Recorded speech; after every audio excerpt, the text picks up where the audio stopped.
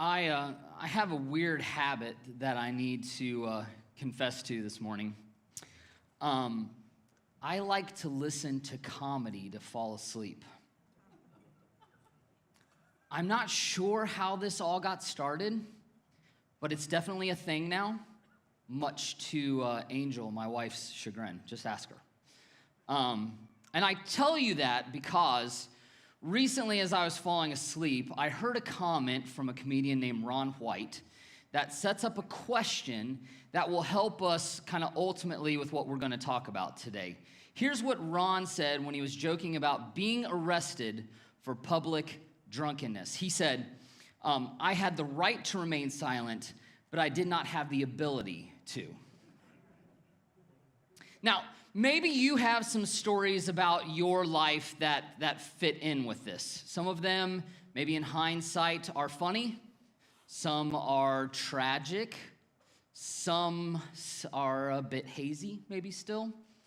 But a question that we should all ask ourselves goes along with this. We should ask ourselves, why do people who've had too much to drink tend to make bad decisions? I mean, as far as I know, there's no correlation between drinking and good decision making. I've never heard a story that ended with, it was a good thing I was drunk, otherwise I might have made a really bad decision. So, what is the connection then between alcohol consumption and poor decision making? Well, physiologically speaking, there are a few things that are at play here that we should kind of talk about. First off, alcohol increases norepinephrine in the brain, which acts as a stimulant to our bodies.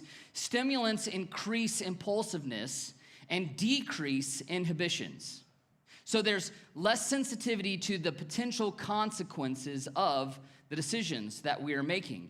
And worse than that, alcohol temporarily impairs the activity of our prefrontal cortex. That is the part of your brain that enables you to think rationally and make good decisions, wise decisions. It's the part of your brain that didn't begin working until you were 20 or 21, or in my case, 30 or 31. The bottom line about all this is that alcohol frees a person to act without thinking clearly or feeling appropriately. It makes you brave when you should be cautious, and it makes you loud when you should be quiet. People who've had too much to drink ignore the obvious because it's just not obvious to them anymore.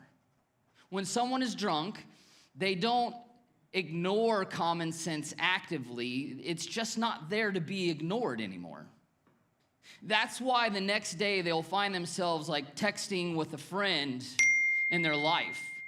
They'll start responding with phrases like, I did what? They'll start saying things like, are you sure it was me? And then they're ultimately surprised to find out there's a video? So, what does all of this have to do with you? Well, hang on a minute. We're going to get to that. But first, let's just review really quickly for anyone who might be new to all of this stuff. So we've agreed over the last few weeks that we aren't the only people who are impacted by our decisions. We aren't the only people that are impacted by our decisions. In part one, Greg suggested that we memorize an old Jewish proverb. Here's what that proverb said. The prudent see danger and take refuge, but the simple keep going and pay the penalty. He suggested that we memorize that because this is as straightforward. This proverb is as straightforward as the 5 questions that we're going through are. These questions that we're introducing you to, these questions that we ultimately want to begin asking in our lives, they bring us into conflict with the salesperson that lives inside of our heads. The one that wants us to act now, decide fast, the thing that wants us to focus on the immediate rather than the ultimate in our life. This proverb is a reminder to look beyond the moment that we're in right now at the potential danger and see what could possibly be associated with the options that we have a tendency to sell ourselves on. In part two, I was here and I spoke and I introduced us to the first question, which was the integrity question. And the integrity question is, am I being honest with myself really? Because you owe it to yourself to be honest with yourself. Even if the truth about yourself makes you uncomfortable with yourself. Then last week, Grayson, he shared with us the legacy question. The legacy question is, what story do I want to tell?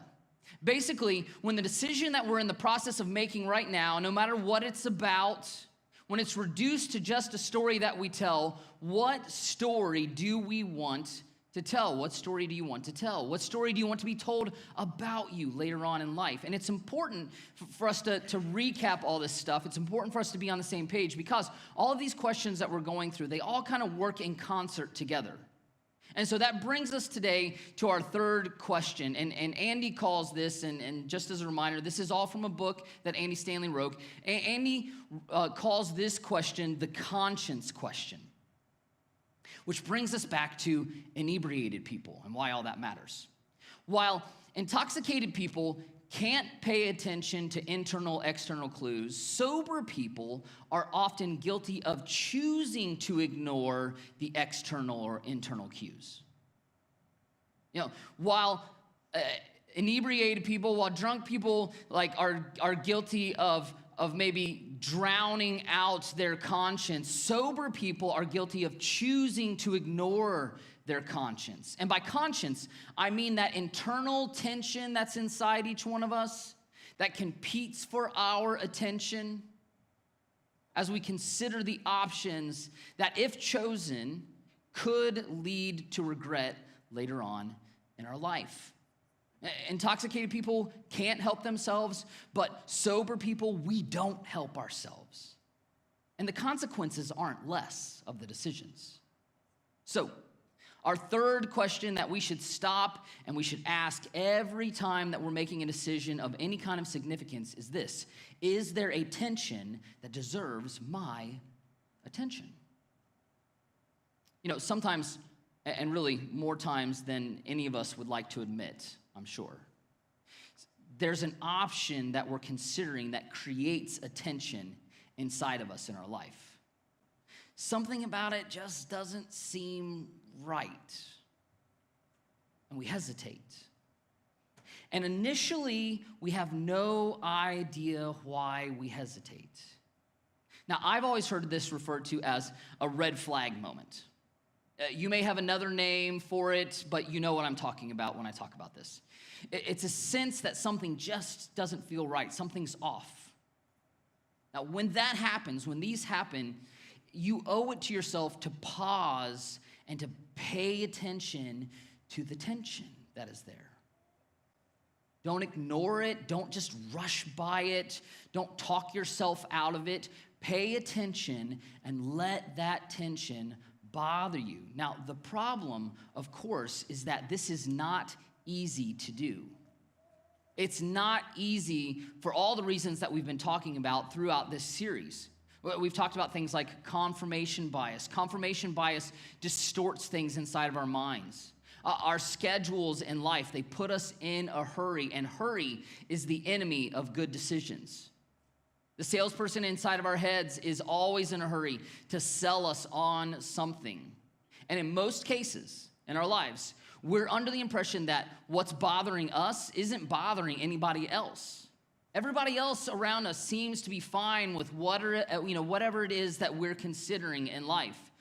Nobody in the office, in our family, none of our friends, none of them seem to be wrestling with the same thing that we're wrestling with in our conscience. And I mean, technically it's not illegal, technically it's not immoral, so maybe it's just me, right? The justifications that we make.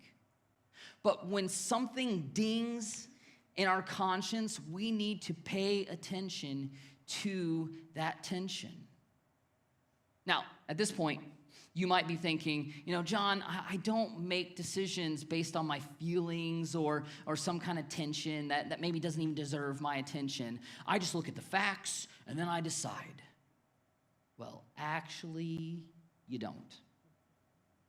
People who understand the brain a lot better than me and a lot better than probably most of you. I don't know if we have maybe we have some brain scientists in here, I don't know. people who understand the brain and how it all works, they tell us that we have these like red flag moments. It's a specific part of our brain that's trying to alert us to pay attention in that moment.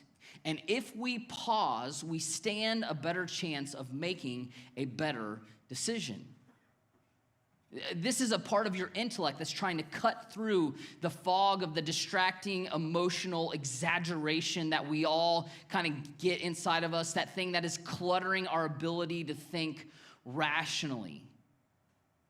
So when those happen, it's important for us to pay attention. Then there's another kind of scenario, right? There's the one where you're considering an option, you're considering a plan of action, or maybe you're in the middle of something and nothing is really bothering you up until that point. But then somebody comes along and they point out something that you hadn't ever really thought about, you hadn't ever really considered, and suddenly where there was no tension, now there's a tension, now there's a hesitation. Maybe your mom, your dad, your wife, they look at you and they say, honey, that all sounds good, except I think it's illegal. Sometimes, it's a friend, it's a boss, it's a neighbor, and they say, that sounds good to me, but what's your wife going to think about that? And bam, tension. Maybe a coworker says, does your boss know? Tension. Can you really afford that? Tension. Of course, the problem with someone else bringing those things to our attention is that it creates a tension in the relationship, doesn't it? But that's also a tension that we should pay attention to. And here's why. You see, we all have a tendency to deny the truth by discounting the truth teller in our lives. We'll look and say, well, what does he know? What does she know? They don't know anything about me. He can't even run his own life. Why is he trying to tell me how to run mine? Look at the way her kids act. Why would she try to tell me what I should do there? I know what his finances are. We've talked. I don't need to take financial advice from him. Experts refer to this as the fallacy of origins, that we fallicize, like we make the person who's telling us, we turn them into a fallacy. So as we consider our options, if there's any hesitation around a certain option, stop and let that tension grow just as big as it possibly can before we decide. We need to realize if something bothers us, it needs to bother us. If something about him or her bothers you, let it bother you. If that job offer, that invitation, that deal, if something about it bothers you, let it bother you. If that option that you're considering and you're thinking about, it just doesn't feel right, let it bother you. Face it. Don't excuse it away. Face the tension until it goes away or you decide to go a different way. Pay attention to the tension. If you don't, well, we're actually about to get to that. There's a fascinating, tension-filled, and I think hilarious narrative from the life of King David that illustrates the importance of paying attention to a seemingly irrational, and in his case, extremely inconvenient tension. David shows up in the pages of history as a young shepherd boy, and during this time in his life, a prophet shows up at his house one day and announces that God had chosen David to be the next king of Israel. Now, the problem was Israel already had a king named Saul. But Saul wasn't doing a very good job, so God had decided to replace him. The problem was he wasn't replacing him immediately. So as time goes on, young David has his legendary encounter with the giant Goliath, thus the David and Goliath stuff, right? And David becomes a household name in Israel, and his popularity grows and grows and grows, and exceeding King Saul's very quickly. Saul, as you can imagine, gets very jealous, and he does what kings at this time in our history did. He decides that he's going to kill David. David does what anyone does when someone's trying to kill them. He runs away. And ultimately, he is labeled a fugitive by the state, by the king, Saul. But by now, David is a legend. He's a hero with a reputation as a warrior and as a leader. So ultimately, hundreds of men flock to David's side, and they give him a small army of his own. But they were an army without a home, and they were always running and hiding. So eventually, Saul gets some good intel on where David is, and he takes 3,000 of his soldiers into the desert of En-Gedi to remove the threat of David once and from all from his life. Well, late one afternoon, as they're walking through the rocky hills of En-Gedi, Saul stops his men because nature was calling, if you know what I mean. And so Saul finds a cave, and he heads off to take care of business. But plot twist, David and a handful of his merry men happen to be hiding in the back of the same cave that Saul chose to go in to take care of business. I mean, talk about the stars aligning at this point. Apparently when David got word that Saul and his posse were headed that way, he told all of his men to scatter and to hide in the caves, and they would wait until Saul and his company had passed. Then once they were gone, David and his men would escape, heading off in the opposite direction, away from the king and his men. And all of it was going according to plan until Saul gets nature's call and makes his way up to the very cave that David and a few of his men had chose to hide out in. Think about this from David's perspective for a moment. He's inside of a cave, hiding out, just trying to get away from it all, looking out at the mouth of the cave, and all of a sudden Saul appears at the mouth of the cave. Saul, on the other hand, has just come in from the bright Middle Eastern sun. He can't see a thing. He walks just far enough inside to have some privacy. He takes off his outer robe and lays it down on the ground. And he hikes up his outer garment and squats down, because that's the clothing that they had, facing the opening of the cave so that he can protect himself from anybody coming in on him. Unknowingly, he has put David and his men to his back.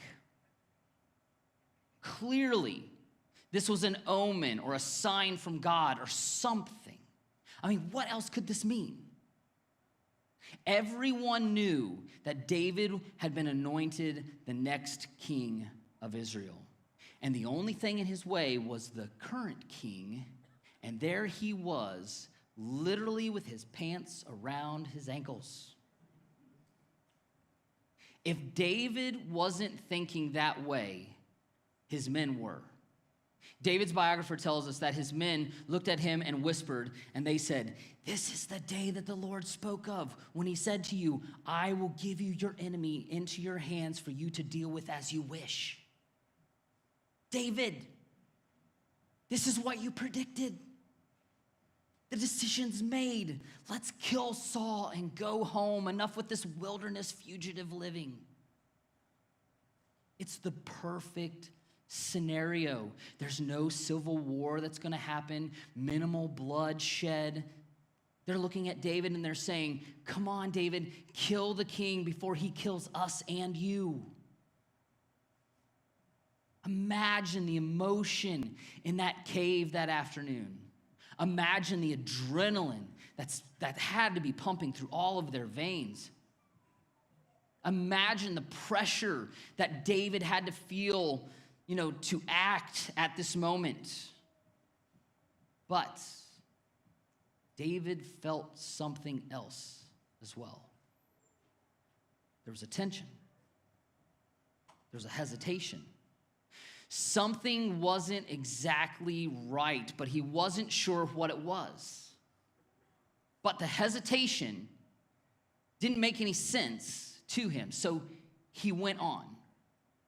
David pulls out his dagger. He sneaks up in behind Saul with every intention of just slitting his throat. And if David is successful in this, the world as he and as his men knew it, it would immediately change. But as he creeps closer and closer, the tension just increases inside of David. In spite of the fact that there seemed to be no other alternative in life, David paid attention to that tension. He let what was bothering him bother him. He's seconds away from a decision that everyone would understand, and in fact, most people would applaud. But he gains clarity as he's creeping up. He had to start thinking, wait a minute, I'm about to murder the king. This isn't war, this is murder. This can't be right. Besides, David thought, who made Saul the king of Israel in the first place? God did. Who am I to replace what God has put in place? David thinks. This can't be God's plan. I can't kill the king even if the king is trying to kill me. So in spite of the expectations of his friends just behind him, David changes course. And this is the part of the story where we all have something in common with David, because he didn't know what the outcome of killing Saul would actually be. He thought he did, his men thought that they did, but there was no guarantee that things would work out the way that he thought that they would. They all thought this. They thought, kill the king, become the king. Problem, solution, right? But there's no guarantee that this would be the outcome of that decision. And please, don't miss this. If you don't hear anything else, don't miss this. One of the reasons that we ignore the tension that's inside of us when we're making a decision, one of the reasons that we push through and ignore advice from people in our lives and the voice of our own conscience inside of us, one of the reasons that we do this is because we believe that we can predict the future. We think we know, but we don't really know. I mean, you don't always predict outcomes in your life correctly, do you? Think about it this way. Let me ask you a question. Have you ever been disappointed in life? Of course. Have you ever asked yourself what disappointment really is? Disappointment is what we experience when we mispredict the future. And ignoring the tension in your gut sets you up for that disappointment. But paying attention to the tension is how we avoid unnecessary regret, unnecessary disappointment. Back to David. So David is inches away from Saul when it dawns on him, just because I kill the king, it doesn't mean that I'll for sure become the king. But one thing is for certain. I'll be the man that killed the king. That will be the story for the rest of my life. That will be my legacy. That's the story that I'll have to tell my children and my grandchildren. Grandpa, tell us about the time that you became king, how you snuck up on, King Saul while he was using the potty and you slit his throat. You're so brave.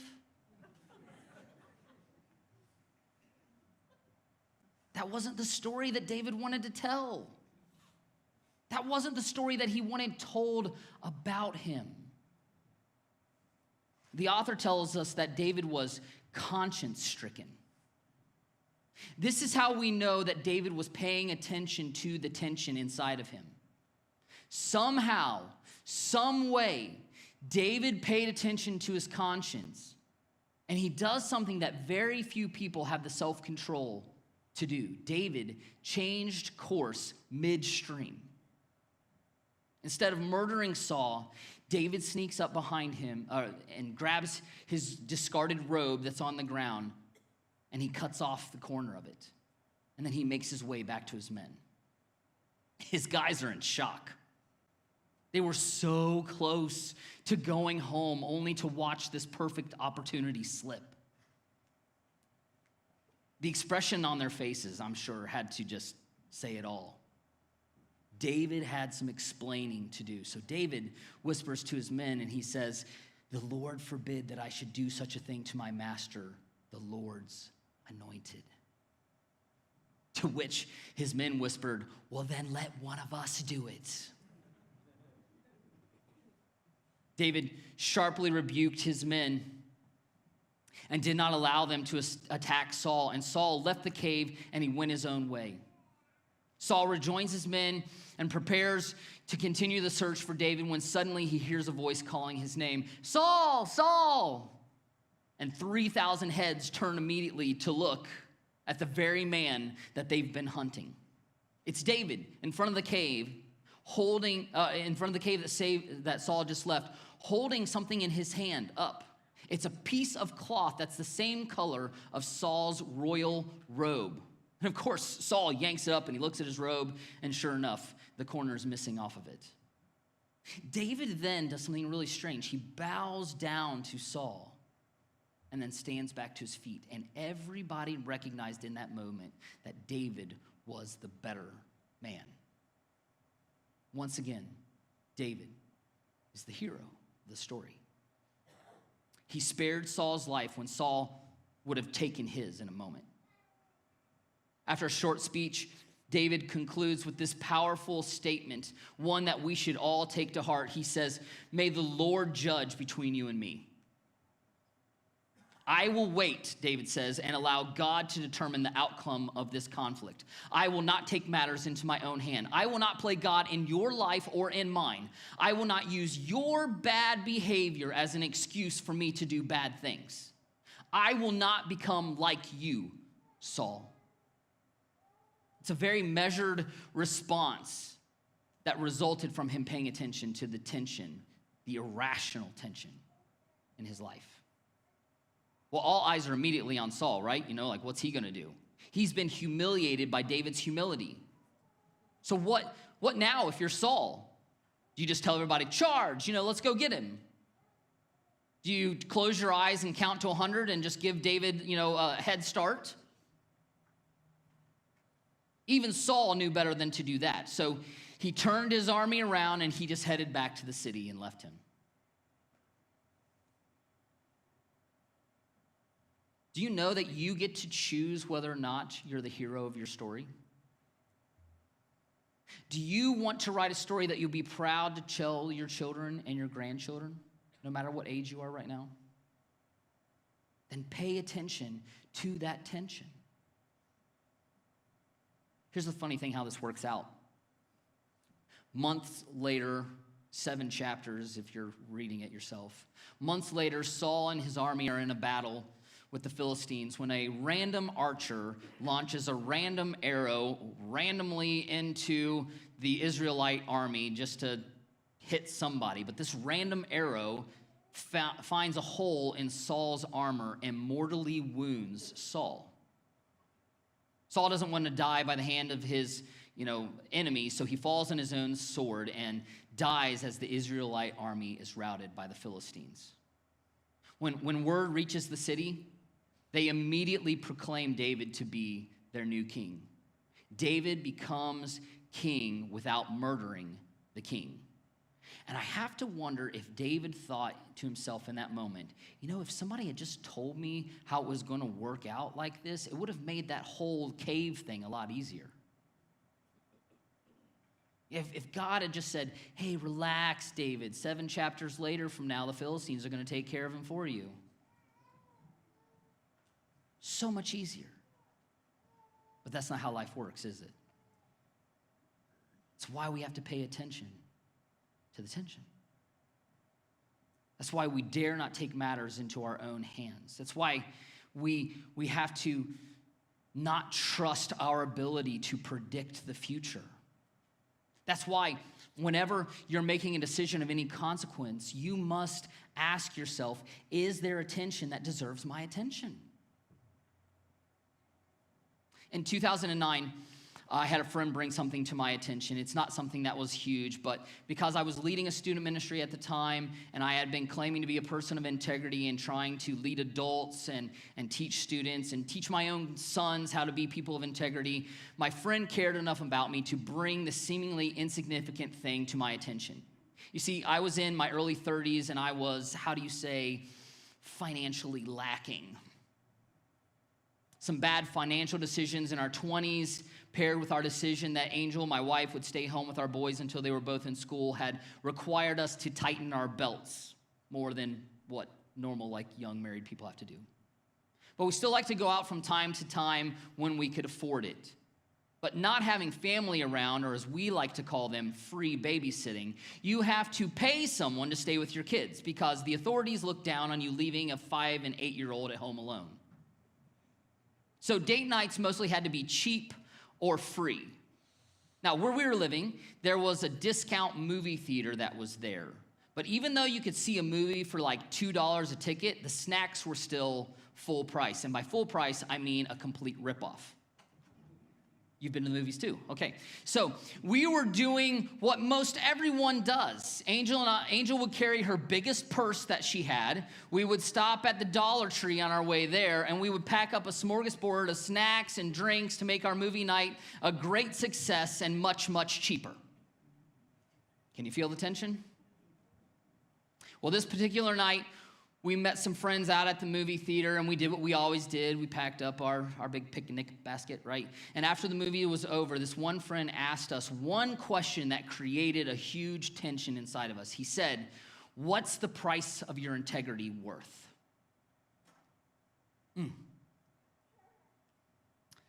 Because he knew that I walked by a sign every time that I went into that movie theater that said no outside food or drinks.